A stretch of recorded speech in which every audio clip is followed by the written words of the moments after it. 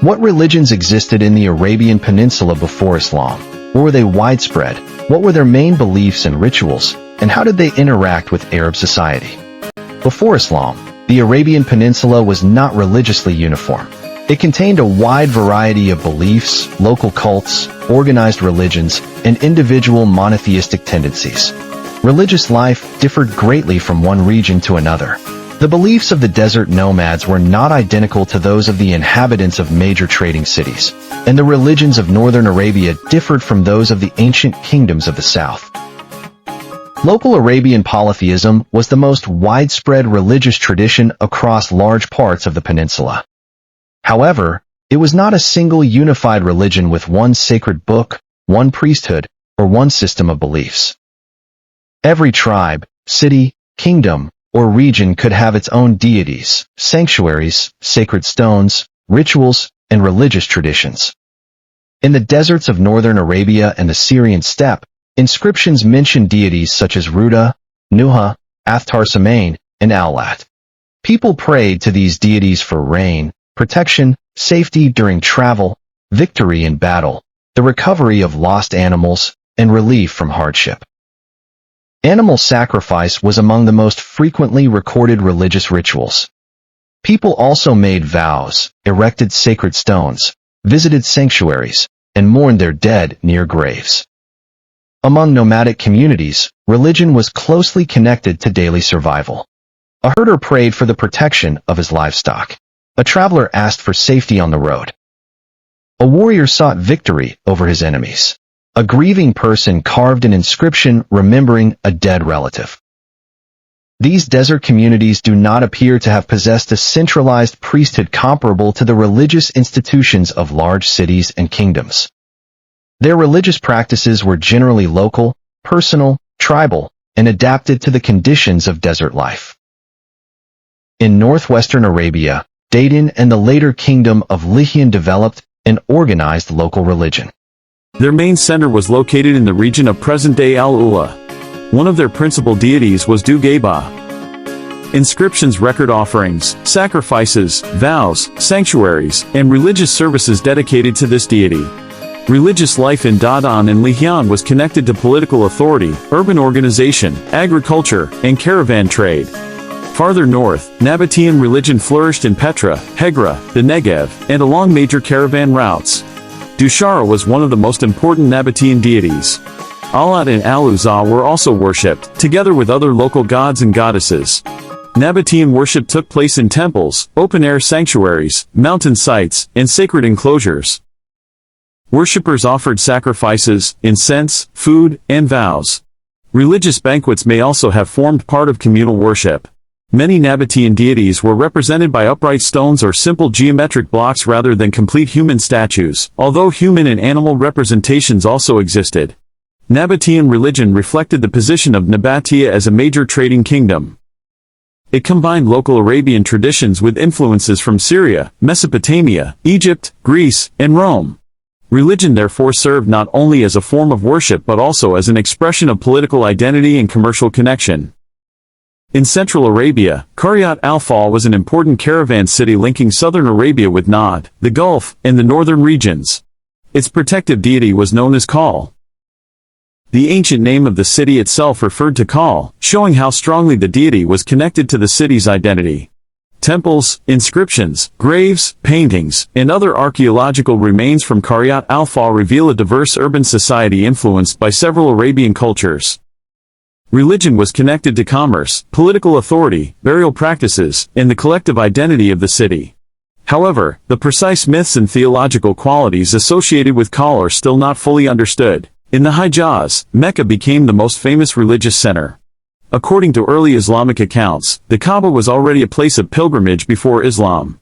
Visitors circled the sanctuary, recited ritual formulas, offered sacrificial animals, and respected sacred times and places in which fighting was restricted. The sanctuary also supported trade and social interaction. Pilgrimage seasons brought together tribes from different regions, allowing them to exchange goods, settle disputes, form alliances, recite poetry, and display their social standing. Religion, commerce, politics, and tribal relations were therefore closely connected. Later Islamic sources mention many idols and deities associated with Mecca and the surrounding regions.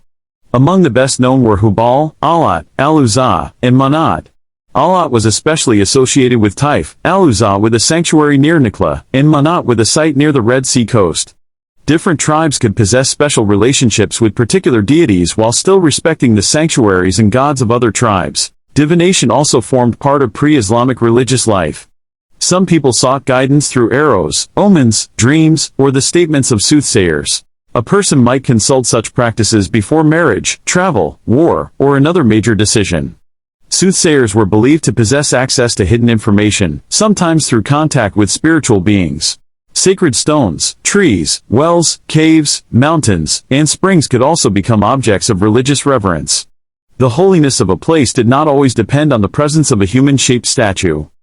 In many Arabian traditions, a stone or natural site could represent the presence of a deity or mark a place where worship was performed. Southern Arabia developed the peninsula's most highly organized ancient religious systems.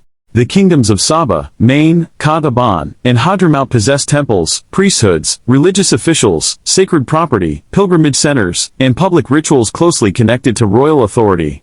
Al-Makka was the principal deity of Saba. Athar was worshipped widely in several South Arabian kingdoms, and was especially associated with Qataban, while Sin was the principal deity of Hadramaut. Other deities were connected to the sun, fertility, irrigation, protection, war, rain, and the prosperity of the kingdom.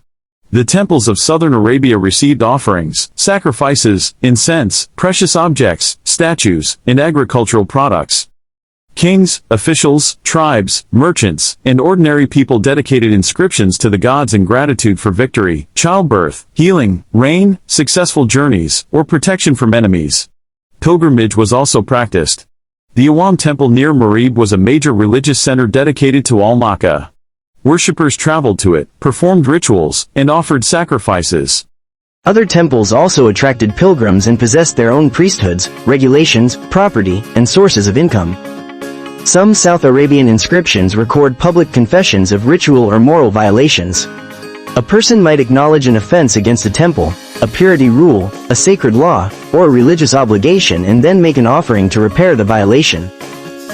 This demonstrates that religion was connected to law, morality, public order, and the authority of the state.